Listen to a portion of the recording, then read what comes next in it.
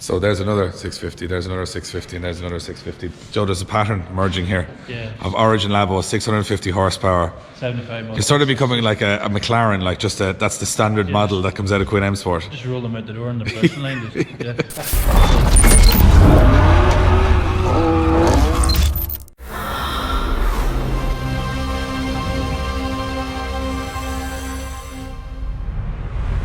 What is going on, guys? We are back from the Middle East and back in Ireland, and we've just decided to come and visit one of the busiest workshops in Ireland right now. That is Queen M Sport here, and they are building probably some of the most insane drift cars I've ever seen produced in Ireland, all immaculate.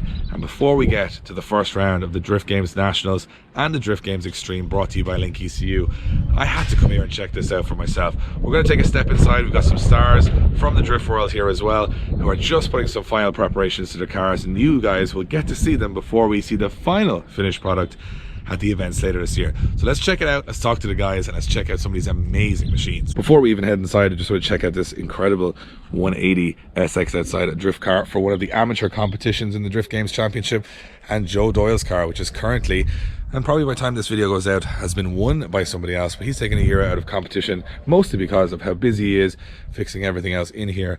And then you can have Robin Neeson's JZX from last year, and there's a reason this car sits without an engine, because it has been transplanted into his brand new car for the Link ECU Drift Games Extreme this year.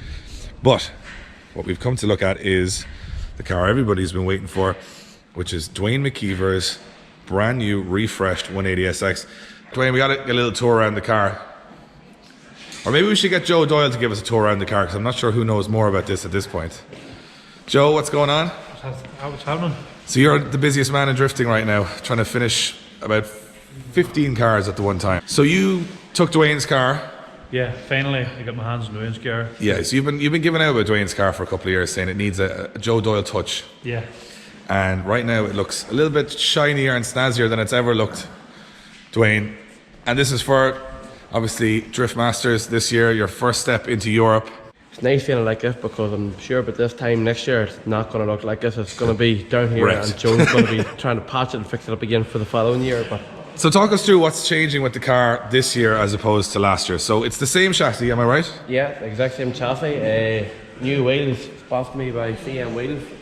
Run the new JR3 wheels, and also running the Triumph rubbers all round this year as well. So JRs and Tri-Ace, sort of the similar sort of to what you had, but just a kind of a nicer version of wheel. Fresher and cleaner. Running the 75mm Origin Labo kit. And I think that's going to be the theme of this video, I think, in here, is this Origin Labo. Everything's Origin at the minute. But it does look really, really good. And then the big comfy laugh spoiler, which is Ridiculous. definitely a nice addition. Like. That thing looks ridiculous. Yeah. And everything here at the back, very, very clean. Like you've gone with a new fuel cell, I can see there. Running the Iridium fuel cell as well. Very, very happy running one of these. I know Kevin's been running one for a long time, and just I know how reliable and look how clean and neat everything is. So very easy to get to too. So yeah. you are going to run a rear window on the car? Yeah, I'm going to run like a half rear window, just sort of keep the door away from everything, but I'll also like leave a bit of it open to let warm air out and keep everything cool in there. Ah, very cool. So it does look pretty snazzy and clean in there. And is it refabricated at the front and the back?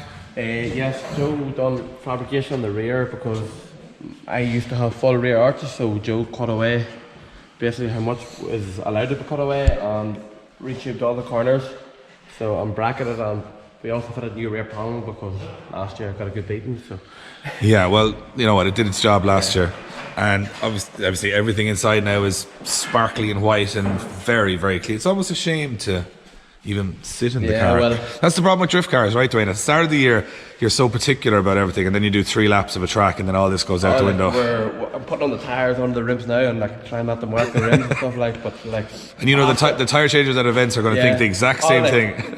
My dad, he was trying to say to me like, put wee covers on the wheel so we don't mark them. Like, we're going to go to the tyre man at the first round, and he's going to jam a bar and mark paint. So like, just don't worry about it. Yeah, it's not going to stay pretty for long. Yeah. So at the front. I still run the rad in the front. Most people run in the rear. But yeah, that's strange. Well, why do you still run the rad? Is that just by choice, or is it just? Years ago, whenever I was having blocks were cracking with me, either there was 2 problems with the car. There was a bad cast system that the RB runs. It was faulty, and we used to run the rear rod. And we actually thought the engine would run maybe too cool with the rod in the rear, so we put it back to the front and changed the trigger system on the car. So whenever we did put the rod back in the front, we hadn't really any cooling issues. So Yeah, because obviously you run the RB20 when you're running a different engine this year. It's RB something. It's like a 27.5. RB 27.5. Yeah. Do I really have to say that on commentary all year? Just say whatever you're happy with. So you were having mechanical trouble with that, and you're reckoning it was maybe the distance from the rad to the engine. Like, could it be? I could have left the line on 80 degrees, and at the end of the run it could have been a 60. So like most cars would go up, my car was cooling too much nearly. So it's like the best term would have been like thermal shock, where the engine was heating up, and then we get a blast of cold air, and then was cracking the cylinder walls and the engine. So it's not. It's by design that the rad is still on the front of the car, and I can see the heat reflective tape from Funk Motorsport. Funk Motorsport. Yeah, it's really good. It's really good stuff. Funk Motorsport's on board again with me this year, and I'm very, very happy to run their products. So. And it again keeps the temperatures down in the right areas. Keeps everything down, and sort of pipes that are running close to stuff, I can run their blankets around it, keep all the pipes safe, and make sure everything's gonna last. Cool. And this is the new version 2 Wisefab. Now, obviously the Wisefab doesn't include all of that, but sort of painted to match. Yeah, that's my new subframe that Joe cleaned up and painted all to match the new Wisefab hubs and wishbones. But yeah, everything's looking really cool. It does. The car looks spectacular at the moment now, I must say. And so what's the next process? So the car will be leaving here today. Yeah. And you've got a couple of weeks until the competitive season starts. So to me it looks like there's quite a bit still to do. It actually looks that way, but because everything's been fitted to the car before, it's just the engine's going to bolt in, gearbox is going to bolt in, wire loom's going to go through the car, everything. Like, if plenty of us, me and all my crew, were in the shade for maybe a good few weeks, like you'd be surprised for 2 weeks would do this car. Like. Wow, okay. So you're building this thing, I suppose no corners cut this year because it's Drift Masters and it's probably your biggest challenge yet. Yeah. So you're coming off the back of the Irish Championship and the UK Championship. This is a new championship this year, so I suppose you need the right horse for the race. Yeah, well, definitely at the minute, like this is definitely the most prepared car I've ever had at the minute. Like the finish in this car is unbelievable. Like nobody's going to be able to fault this car. So this is the one that you hope to win the European Championship. It's going to be a head turner. It's the head turner. All right, well, we're going to leave you to get it loaded up and get out of here. Joe, we're going to have to get talking through some cars here because there's a lot to look at in a very, very short amount of time. Let's start with this one. Now, this to me, because it still says it on the door and I'm not that clever, is Kevin Quinn's 180SX from last year. Yeah. And it now runs a very different engine and has a different owner. Well, same makeup engine, but 3.4. 2J, it's like FD spec, 2J. So this is, I'm just going to explain this. This is Robin Neeson's car. He's competing in the Link ECU Drift Games Extreme this year. Robin's old car, the JZX100. Yep. So we looked at that on the way in, and this is the engine from the JZX transplanted into Kevin Quinn's car from last year. Yeah. So sort of the chassis work had already, or the development had been done on the chassis already. The car was already good, so we knew the car was good, and Robin got a run on it, and it was like, that's what I need. So that has everything else. There's the winters and the iridium, and this is just the sparkliest engine bay ever. I'm not, as you know, Joe, an expert on mechanical parts and engines, but I genuinely think sometimes the shinier it is, sometimes the more expensive it is because it has the most amount of uprated parts on it. Of course, you get more points for being bling. This thing looks like a beast of an engine. Do you know much about the engine on this car? Titan Motorsports, big valve head, Brian Coor 3.4 Stuber. 6-push manifold, precision turbo. It's good. Everything you want to do. This is everything you'd ever want in a drift car. So Robin did the hard work on the engine. Yeah. You guys did the hard work on the chassis, and now you put both together, and away we go. The reason that Kevin's car is now having a new owner and a new engine is because he's building a brand new car. Yeah. And this is where we are. How many weeks from the start of the season? 3.5. 3.5 weeks from the start of the season. Yeah, it's not a really good place to be at the moment now, but Joe, is this? I mean, look, people will watch this and go, how long does it take to build a car? But I suppose it's how long is a piece of string when it comes to the builds. But is this a plan of it'll come together very quickly from this point on? Yeah, because we'll have the engine, we'll have the gearbox. This is the subframe. Yeah, I was just about to say there. Yeah, you have everything's here for it. It's just trying to make a hole for everything. A lot of the fabrication work is now completed. Yeah, well, just a wee bit of the front fabrication. The rear is all done. That's been. The gearbox tunnel is still to be kind of finished off. Cage is done, and the back end I think is it's probably the most amount of back end is like mostly complete. 90%, I'd say. We'll try and get in there and have a look. So yeah, probably still has to go off, get paint, that kind of thing. Well, the handy thing about it is we have our own spray booth and all, so And the only thing the car has to leave here for at any stage will be to get tuned. Everything's done, built, in-house. wiring, everything else done here. I suppose that speeds up the process quite a bit. Of course it Because does. at least you know it's your time and effort now that you don't have to wait on other people. Could I make a wild guess at what body kit's going to go on it? I'm going to guess. I'm going to guess a kooky, just lip kit on a standard plastic bumpered kit. That's what I'm going to go with. Yeah, I guess. Or maybe an Origin 75 Maybe mil. another Origin 75. By the time this video goes out, this car will be much further along, and it'll have a lot, and we'll be looking forward to coming back down and shooting it when it's pretty much ready to rock and roll. Yeah. But goes to show that you sort of have Dwayne's now heading off for, sort of completed its work here. Yeah. Robbins is probably pretty much there, and then this is the furthest away. Yeah. And this is one that is sort of complete because I've seen this car compete for the last 2 years, and this is John O'Hare's S15. So you took John O's last year up here to Quinn M Sport and sort of gave it a once over. This is a car that works really well. Yeah. And a lot of people say it's one of the best looking cars in drifting in Ireland or the UK as well. Like, very loud, very green. Very good. So he's opted for an RB25, as you said, with an RB26 head. Yes. Running about 600. Yeah, from around 650 horse. If you look at drifting now, 2 JZs in S bodies are kind of the way to go, but then you have an RB25 in this one, and Dwayne's is going to run an RB27.5 or something he's made up. There is still a lot of, and you had an RB in your car as well. Just personal preference. You think so? Yeah. You don't think there's much difference or an advantage in either or? I think it's just down to where you came from before, whether you were an RB person or a 2J or... Yeah. Or, sorry, if you were an SR and had to go 2J kind of thing. Well, that's a bad situation if you're SR. Like. Yeah. The one thing about this car is that it has sort of the hard work behind it. So what's it doing back up here?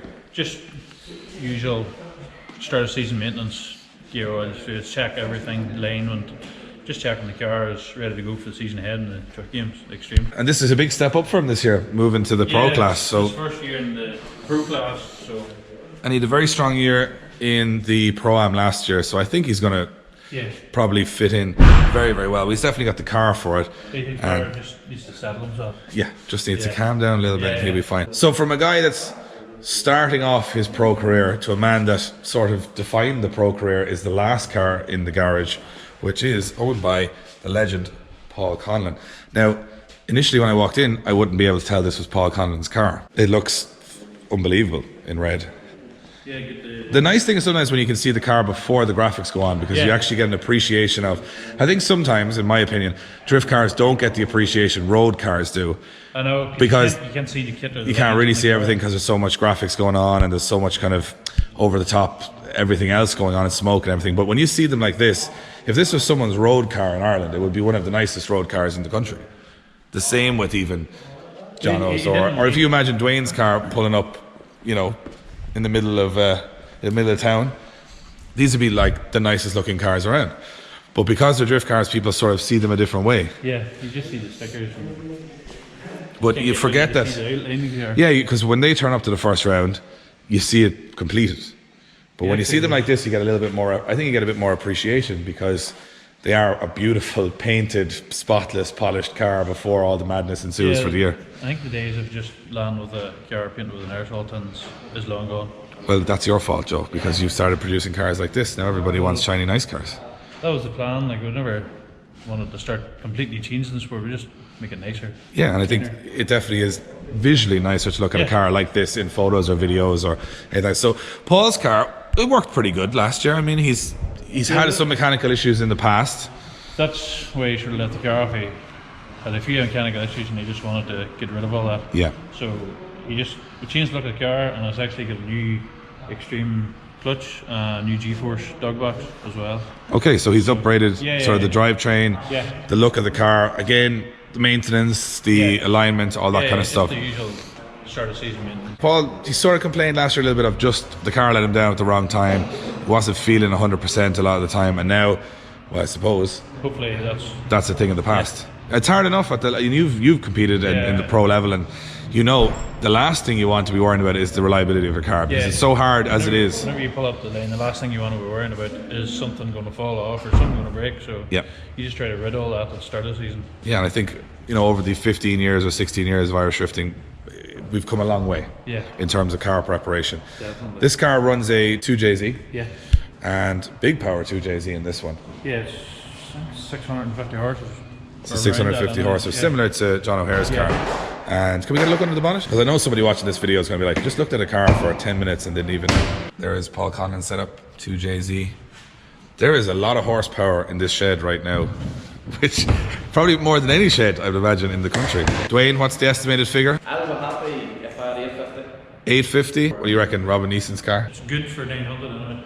So good for 900 horsepower. He's just decided to join us now, Kevin Quinn. Thanks. So the new baby, what do you think power-wise? But you're going to Europe this year, you're going to Drift Masters. That's why this car is being built, because it's not it's another level there. Yeah, I had a good enough car, which is now Robin's car, but Joe had a clever idea one day. We had a couple of things to change in my own car, and Joe says, "You might as well sell your car and build a new one. It shall be similar to the last car, only." So, you know, 600, 650 horsepower as well. I would say around the 650, 700 if we can get it.